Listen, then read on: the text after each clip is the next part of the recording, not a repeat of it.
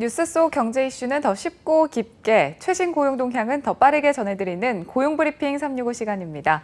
박찬일 기자 안녕하세요. 예, 안녕하십니까. 네, 오늘 어떤 이슈인가요?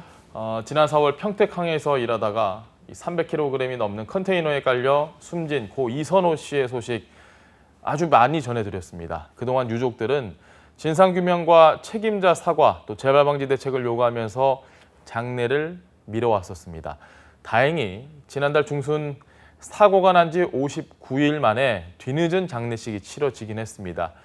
그의 죽음은 항만의 부실한 안전 실태를 여실히 드러내는 계기가 됐는데요.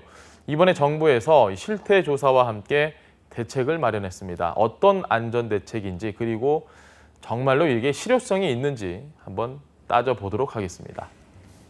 네, 고 이선호 씨 아버지가 아들을 떠나보내는 장례식장에서 세상에 많은 가르침과 그리고 숙제를 주고 떠났다. 이렇게 이야기를 하면서 눈물을 훔쳤던 그 장면이 아직도 눈에 선한데요. 당시에 가장 큰 문제로 지적됐던 게 현장 안전 책임자의 부재였죠. 네, 그렇습니다. 이 컨테이너 벽체에 깔려서 숨졌다. 고 이선호 씨의 죽음은 취약한 항만 노동자의 현실을 고스란히 드러냈습니다. 항만 사고 위험이 큰 작업이지만 현장에는 말씀하셨던 것처럼 이 안전 책임자도 그리고 수신호 담당자도 없었던 겁니다. 대형 장비가 많아서 언제든 큰 사고로 이어질 수 있는 항만에서 정작 안전은 뒷전이라는 현장 노동자들의 목소리도 이 사고를 계기로 수면 위로 떠올랐습니다. 네, 이번에 해양수산부와 고용노동부가 이 항만 작업 사고를 통계로 밝혔는데 생각보다 정말 많더라고요. 이틀에 한 명꼴입니다. 항만 작업 도중에 숨지거나 다친 사람이 2011년부터 지난해까지 10년 동안 모두 2,800명으로 집계가 됐습니다. 지난해는 278명으로 2017년 이후 4년 연속 증가했습니다. 따져보면 매년 280명이 재해를 당하는 겁니다. 하루나 이틀에 한 명꼴로 항만 산재가 발생한다는 게 계산이 수치적으로 나오는데요. 특히 이선호 씨가 투입된 이 항만 하역의 경우에 평균 사고 재해율이 지난해 기준 평균 0.68%로 국내 모든 산업재해율 평균인 0.49%보다 약 0.2%포인트 높았습니다. 네, 왜 유독 이렇게 항만 사고가 다른 산업에 비해서 재해율이 높은 걸까요?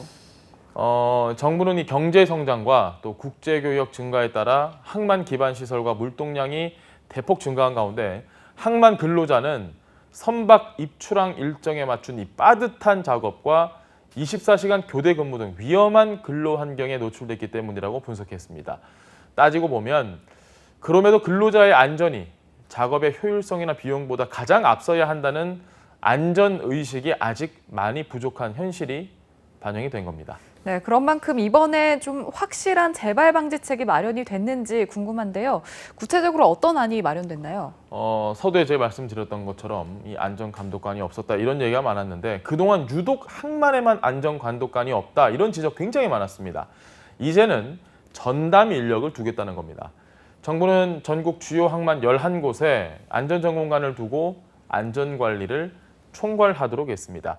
항만 작업의 특수성 탓에 근로감독관이 확인하기 어려웠던 안전관리를 점검관에 맡겨서 사업자들을 지도 감독하겠다는 얘기입니다.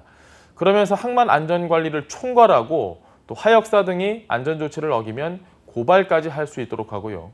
결과적으로 항만 사고를 줄일 수 있게 한다는 계획입니다. 네, 그런데 이 항만 관리에 대해서 짚어봤을 때 담당 부처가 명확하지 않다 이런 문제가 있었는데요. 항만 안전을 책임지는 주무부처가 정해졌나요? 굉장히 황당했던 부분입니다. 다행히 이번에 항만 안전의 책임을 해양수산부에 두는 것으로 정리가 됐습니다. 안전점검관도 해수부 소속이 되는 거고요. 항만 안전 전담 조직도 해수부에 설치될 예정입니다. 이렇게 책임 소재를 명확히 했다는 점에선 구체적인 지시와 또 보완이 이루어질 수 있는 만큼 한 단계 나아간 조치라고 평가할 수 있습니다. 네, 이 안전관리 감독관이 실질적인 역할을 하기 위해서는 항만 곳곳에 배치가 돼야 할 텐데 인력이 정말 많이 필요할 것 같아요. 구체적인 인력을 저희가 지금은 밝힐 수 없다. 정부는 일단 최대한 많이 뽑아보겠다라는 입장인데요. 네. 따져보면 무역항 31곳의 관리 대상 업체가 4,800곳이 넘습니다. 항구당 한 명이 배치된다고 해도 이 한 명이 업체 100곳 이상을 담당하는 꼴이 됩니다.